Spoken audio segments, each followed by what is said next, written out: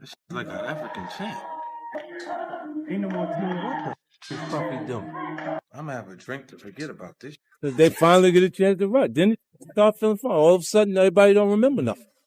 No, that lawsuit. No, I don't want to do that. Oh, but wait. I wasn't with that. They shot me, then shot at the ambulance. Yeah, but wait. This ain't right. They go, no. Okay, so the case is. Yeah, look, let me ask you a question. How much you think it costs to kill somebody?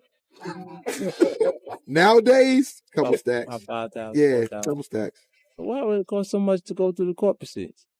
As the Diddy courtroom drama continues to unfold, 50 Cent once again inserts himself into the public conversation, not as a witness or accuser, but as a commentator shaped by decades inside the music industry.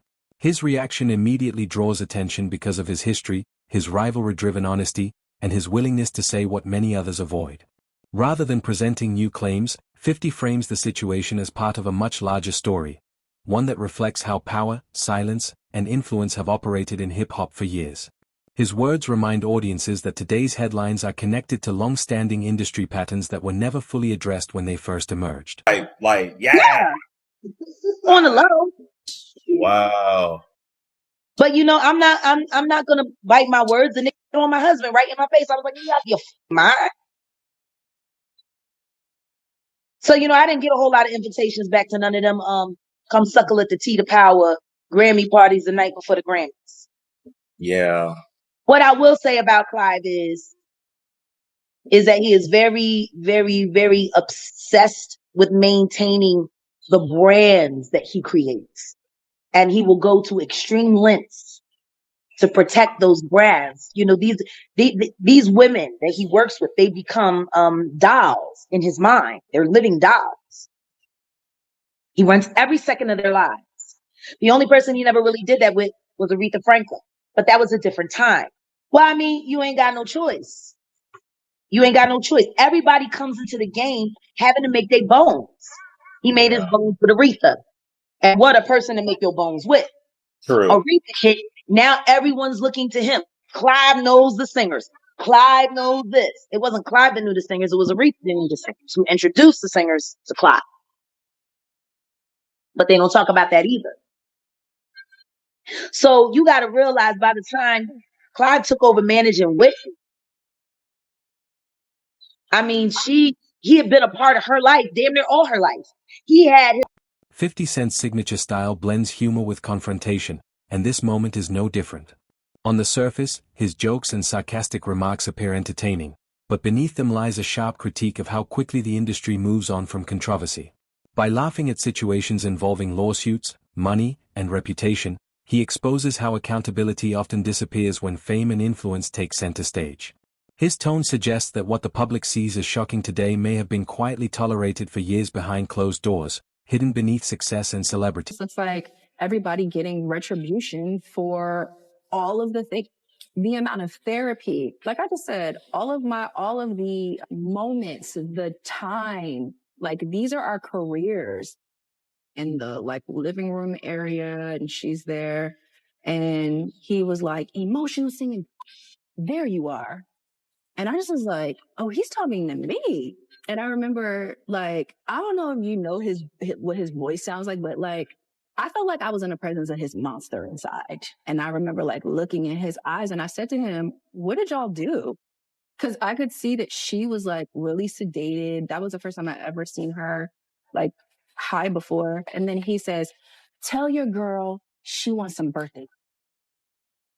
And we were like, well, I mean, he's saying this to me, and I'm like, well, she doesn't have to have sex with you if she doesn't want to. He was upset. I guess that she didn't want to do with him whatever he wanted. I don't know. He hiring the people. He gonna put it all on her. Because she knew what he liked. Because she wasn't just hiring it for her. Don't get that effed up, Art. If you think that she was just hiring those male prostitutes for herself, nah. Bruh, I was in one of those exotic bookstores with him. I saw this dude pick up plugs. And that's the first time I ever seen some shit like that. And when I said, yo, my man, what you getting this for? He said, you know, can I do my shopping by myself? And I said, yeah. And when I looked up there, it said plugs. Bookstores and he's doing shopping, right? He's shopping, getting his stuff and everything like that. So, you know, this is the first time I was ever in an exotic bookstore with Puff. So, you know, I'm giving him his space. He's taking things off the shelves and stuff like that because they gave him a brown paper bag. When they gave him a brown paper bag, he was just putting stuff in there. So I said, damn, you know, he got to go put it on the counter and, you know, show everybody what he's getting. So as he going, I'm just looking at the places where he picking stuff from. So there's one part he picked up some things from up here on my left side. And then he picked like quite a few of them down. I'm like, okay. He put them in the bag. So when I went by there and I looked up there and it said plugs. And I was like, hey, yo. I said, yo, what are you getting this for? And it said plugs. And he was like, yo, can I do my shopping by myself? I said, yeah, you could do it by yourself, brother. And he started walking and everything like that. When he got I just waited at the counter. When he got to the counter, he didn't even have to show the guy nothing. He just gave the guy a wad of money. I mean, like, he gave the guy a stack something like this. And Puff wasn't the dude that carried no 20s and no 50s or nothing like that. And I mean, like, he just said, boom. And we walked out the store. Deal also claimed.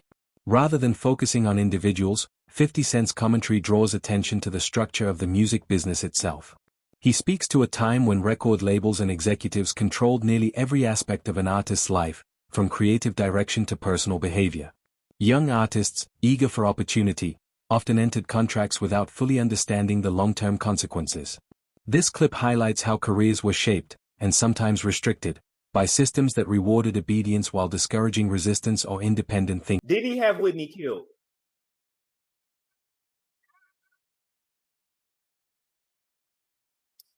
Where my bill You at? already see my nails.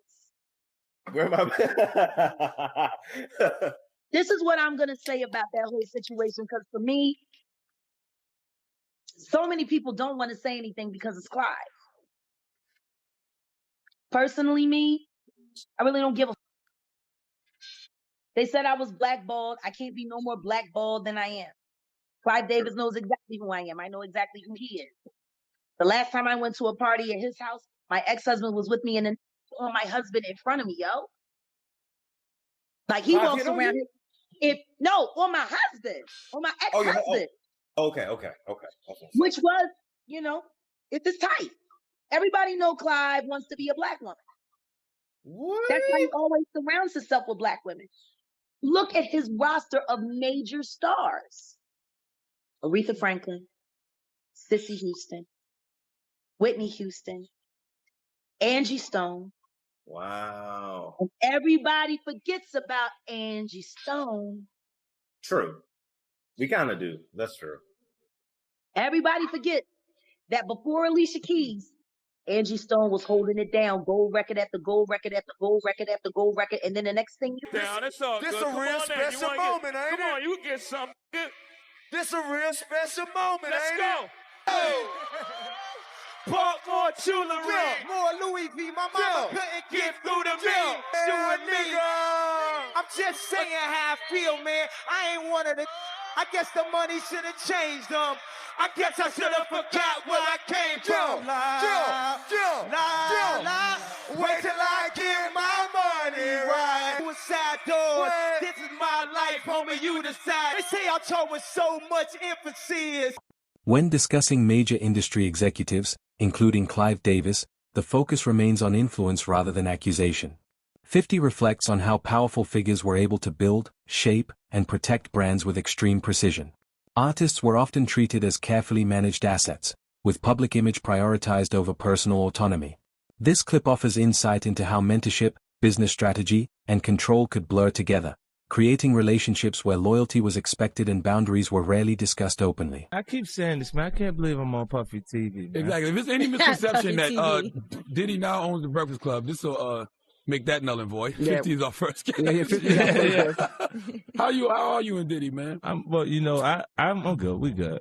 Some of the choices that he make, it made me scratch my head though with the Biggie references with the music, because we'll be here longer. Our work will be here longer than we will. Right. You know what I'm saying? But like for me, even if someone comes that's lyrical, is cool or different, I would kind of stay away from trying to make him that for that new culture, like the new. I get it what he's trying to do, but I would try to preserve those people that were iconic in the past instead of trying to. They inappropriately put her stupid ass goddaughter on there. Yeah. I just thought it was all kind of cheesy. Yeah, so now I probably won't be watching the movie just because I know whose money the proceeds are going to, and f him, f you royally, and f you for inventing Diddy. F you for that. F you for letting that out of control whack ass monger and sodomite just run rampant all over this goddamn business. F you for that. In addressing Jay-Z's name, 50 Cent is deliberate and restrained. He makes it clear that he is not accusing Jay-Z of misconduct, but rather acknowledging how major figures in hip-hop inevitably crossed paths during pivotal moments in the culture's evolution. This clip explores how competition, collaboration, and mutual awareness shaped relationship among industry leaders. It reinforces the idea that shared history does not equal shared guilt, but it does offer context for understanding how interconnected the industry truly is. Oh. Various people. Different places. If you were to come up missing or dead, if you were to come up missing and dead, who did it? Tell us. Can't tell you who done it. I can tell you who wanted it. And it will most definitely be Clive Davis. So you think Clive is looking for it? Oh, I know he's looking for it. I know he's worried about me. And he should be. Why? He should be very worried about me. Why? Because I know things about him. He don't want nobody to know. I know things he done. And he's hurt people that I love. Like what?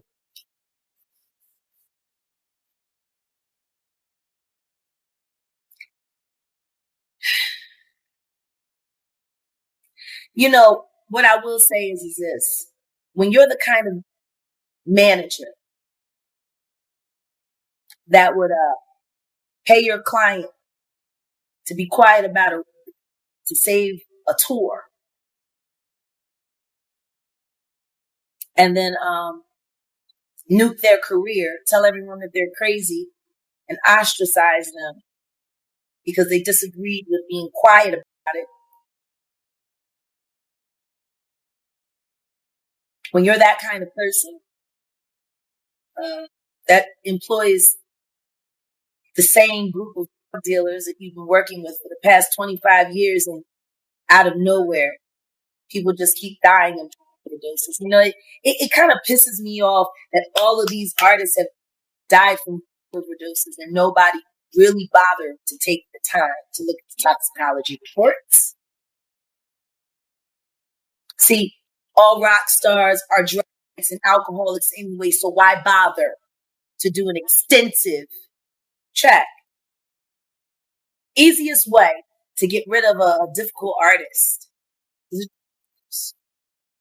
Well, I can't tell you who he killed. I can tell you who he worked with that ended up dead. Who?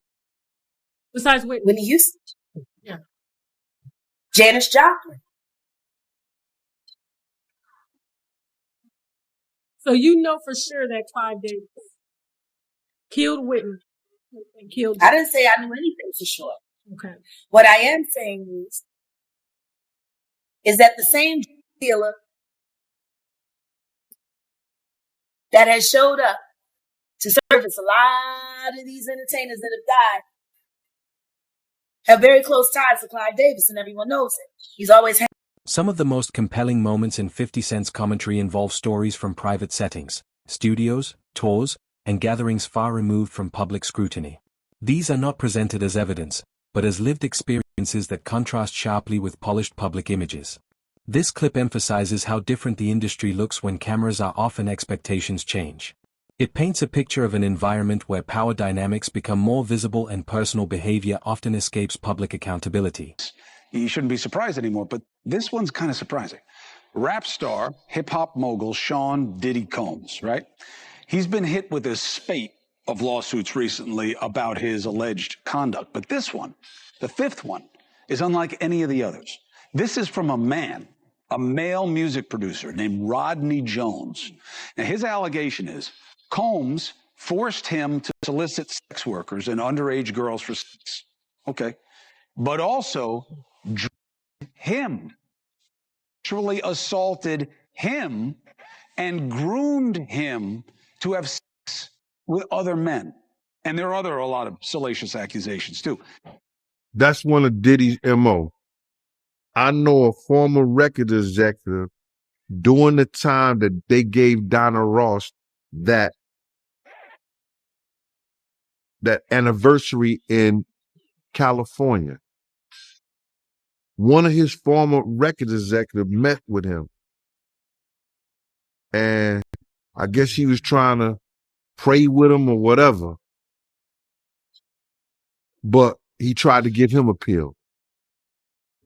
That's his MO. He just showed you his hand. One of the strongest themes in 50 Cent's perspective is fear. Fear of losing opportunity, fear of being labeled difficult, and fear of being pushed out entirely. This clip focuses on how silence became a survival strategy for many artists. Speaking out often came at the cost of careers, credibility, or access. Over time, this culture of quiet compliance allowed troubling patterns to persist without challenge, reinforcing the idea that success required endurance as much as talent. Smoking, and, you know, a lot of people didn't know she was a heavy smoker. She was a chain smoker. She smoked 3 packs of Newports a day. And still could sing like that. But when you add in the cocaine or the and then the this and that, and then when they did her autopsy, they said there was nothing wrong with her throat. Her lungs were so damaged that she couldn't fuel the notes. It was her lungs. It wasn't. Her voice was fine. As expected, public reaction to 50 Cent's comments is immediate and divided. Some viewers see him as a truth-teller revisiting uncomfortable realities, while others accuse him of stirring old conflicts for attention. This clip captures how social media transforms commentary into spectacle, where every statement is dissected, debated, and reinterpreted. The conversation itself becomes part of the story, revealing how deeply invested fans remain in the personal histories of hip-hop's biggest figures. And that's true. Let me verify that, because even in her ex-lover's book, Robin talked about how Whitney was pretty much forced to sign with Clive. Like, she had a choice, but she didn't really have a choice like that. No, she didn't have a choice.